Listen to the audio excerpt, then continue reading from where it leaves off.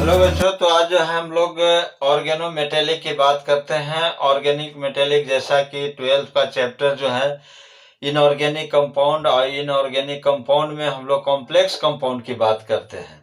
तो complex compound का ही एक पार्ट समझिए कि ऑर्गेनोमेटेलिक कंपाउंड है, जिसमें हम लोग जी सॉल्ट की बात करते हैं, फिर जो है फेरोसिन की बात करते हैं, उसके बाद जो है और डिफरेंट ग्रिग्नार्ड रिएजेंट की बात करते हैं। ये सभी का सभी ऑर्गेनोमेटेलिक कंपाउंड है। अब देखिए ऑर्गेनोमेटेलिक कंपाउंड की यदि बात करें तो देखिए यहाँ पर ऑर्गेनोमेटेलिक कंपाउंड, सबसे पहले जो है सो इस चीज को हम लोग को समझना होगा कि यह जो ऑर्गेनोमेटेलिक कंपाउंड और कॉम्प्लेक्स कंपाउंड में डिफरेंस क्या है। यदि डिफरेंस नहीं होता तो फिर यह जो है सो कॉम्प्लेक्स कंपाउंड और ऑर्गेनोमेटेलिक कंपाउंड एक ही साथ होता और इसका नाम नहीं दिया जाता ऑर्गेनोमेटेलिक कंपाउंड के रूप में। जैसे मान लिया जाए कि हम लोग जो है सो किसी भी पर्सन को जो है हम लोग कास्ट में डिवाइड करते हैं, तो ये कास्ट में डिवाइड करने से क्या होता है, उसका आइडेंटिफिकेशन होता है। और भी जैसो हर जगह पर जैसे हम मान लिया जाए कहीं पर भी कोई किसी भी तरह की यदि बात करें तो वहां पर डिफ्रेंसिएशन जरूरी है, यहाँ पर भी जो है डिफ्रेंसिएशन जरूरी है। जैसे मान लिया जाए RMGX की यदि बात करें तो यह RMGX पर यदि क्वेश्चन पूछा जाए कि यह जो है सो RMGX जो है यह एक कॉम्प्लेक्स कंपाउंड है, कॉम्प्लेक्स कंपाउंड। सेकेंड जो है सो इसका ऑप्शन दिया जाए ऑर्गेनोमेटेलिक कंपाउंड, और थर्ड इसका जो है ऑप्शन दिया जाए रिएजेंट। तो ये तो बात सही है कि रिएजेंट तो होगा ही होगा। आप पूछेगा कि इसमें सबसे इंपॉर्टेंट जो है ऑप्शन कौन होगा, तो इसमें रिएजेंट मैक्सिमम बच्चों जो है सो रिएजेंट की बात करेंगे, तो रिएजेंट तो होगा ही, तो हर लोग जानता है चूंकि और इसमें लिखा ही जाता है ग्रिग्नार्ड रिएजेंट। लेकिन जो है सो ऑप्शन गलत होगा क्योंकि यहाँ ऑर्गेनोमेटेलिक कंपाउंड मतलब ये ग्रिग्नार्ड रिएजेंट जो है एक ऑर्गेनोमेटेलिक कंपाउंड है। तो ऑप्शन इसका इस तीनों ऑप्शन में सबसे इंपॉर्टेंट जो है सो आपको ऑर्गेनोमेटेलिक कंपाउंड बनेगा। अब ऑर्गेनोमेटेलिक कंपाउंड का मतलब क्या होता है हम लोग को मतलब से समझना है कि यह ऑर्गेनोमेटेलिक कंपाउंड होता क्या है। तो कुछ नहीं, जो कॉम्प्लेक्स कंपाउंड होता है इसी कॉम्प्लेक्स कंपाउंड में थोड़ा जो है सो अब देखिए अब जो है सो हम लोग दो चीज की बात करें, एक जो है सो जैसे K4FeCN का होल 6 है ना।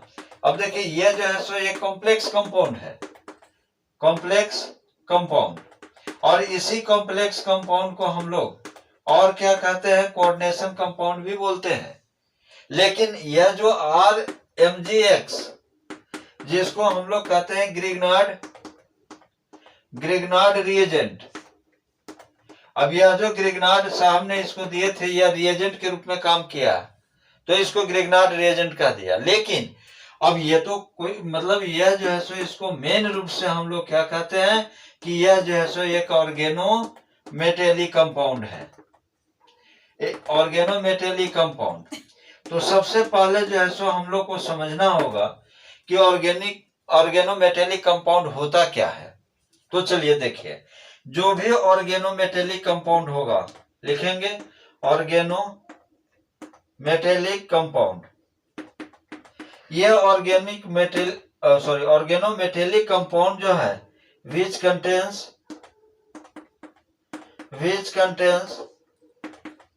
at least one। अब देखिए वन में जो है वन में मेटल कार्बन बॉन्ड होना चाहिए। Second metalloid carbon bond. उसके बाद नॉन मेटल कार्बन बॉन्ड। देखिए यही मेन हम लोग को डिफरेंस है। इसमें जो है ये मतलब ये कहता है कि ऑर्गेनोमेटेलिक कंपाउंड, टाइटल से समझना होगा इसमें कम से कम जो है सो एक या तो मेटल कार्बन बॉन्ड होना चाहिए, यदि मेटल कार्बन बॉन्ड नहीं है तो मेटलॉइड कार्बन बॉन्ड होना चाहिए, यदि मेटलॉइड कार्बन बॉन्ड नहीं है तो नॉन मेटल कार्बन बॉन्ड होना चाहिए। मतलब मेटल, मेटलॉइड या नॉन मेटल के साथ साथ कार्बन का होना जरूरी है। विदाउट कार्बन को हम ऑर्गेनोमेटेलिक कंपाउंड नहीं कहेंगे। मतलब यह जो कार्बन जो है सो किसके साथ अटैच होगा, मेटल के साथ या नॉन मेटल के साथ, या फिर जो है सो नॉन मेटल या मेटलॉइड के साथ जो है सो अटैच होना चाहिए, तभी वह कंपाउंड ऑर्गेनोमेटेलिक कंपाउंड होगा। लेकिन जो है सो याद रखने के लिए देखिए यहां से ऑर्गेनो, ऑर्गेनो का मतलब क्या समझेंगे, इसमें भी ट्रिक से काम लीजिए। ऑर्गेनो का मतलब इसी टाइटल में ही इसका कॉन्सेप्ट छुपा हुआ है। कैसे? ऑर्गेनो, ऑर्गेनो का मतलब किससे समझेंगे, ऑर्गेनिक से, यानी ऑर्गेनिक से। और ऑर्गेनिक में क्या होता है, तो ऑर्गेनिक में जो so carbon, carbon atom present होगा। मतलब कोई भी कंपाउंड जो होगा, जो ऑर्गेनिक कंपाउंड होगा, उसमें कार्बन का होना जरूरी है। विदाउट कार्बन को हम ऑर्गेनोमेटेलिक, विदाउट कार्बन को जो ऑर्गेनिक कंपाउंड हम नहीं कहेंगे। तो देखो बेटा, नहीं कहेंगे इसका मतलब कार्बन का होना तो जरूरी है ना। अब हम ये कहें कि यदि आदमी होगा तो 2 पैर होगा तो होगा, क्या 4 पैर वाला भी आदमी मिलता है? नहीं मिलता है। तो हाँ, अब ये कह सकते हैं कि 4 पैर वाला तो नहीं मिलता है, लेकिन हाँ 3 पैर वाला मिलता है। कब मिलता है? तो 3 पैर वाला आदमी कहां देखा है? मैं किसी से पूछूं तो बता सकते हैं? हाँ, हम लोग देखते हैं, अपने घर में ही देखते हैं। कब? जब कोई आदमी बुजुर्ग हो जाता है, 70 साल 80 साल के हो जाते हैं, तो डंडा लेके चलते हैं। तो 2 पैर तो पहले ही से है, डंडा भी तो 1 पैर बन गया, यानी 3 पैर वाला भी आदमी होता है। लेकिन कब? आफ्टर 70 ईयर या 60 ईयर के बाद, है ना। तो यहां पर भी जो है हम लोग यहां से देखेंगे ऑर्गेनोमेटेलिक कंपाउंड जो है, उस ऑर्गेनो का मतलब ऑर्गेनिक, विदाउट कार्बन के कोई भी ऑर्गेनिक कंपाउंड नहीं होगा।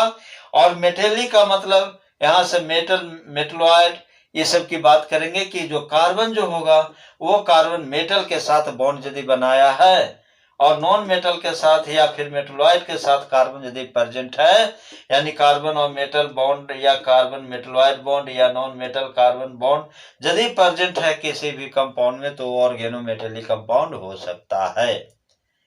तो ये जो है सो ट्रिक आपको ध्यान में रखना पड़ेगा, क्योंकि ऑर्गेनोमेटेलिक कंपाउंड और कॉम्प्लेक्स कंपाउंड में जो है सो बहुत बारीकी डिफरेंस है, लोग इसको समझ नहीं पाते हैं। ऑर्गेनोमेटेलिक कंपाउंड को ही लोग कह देते हैं कॉम्प्लेक्स कंपाउंड।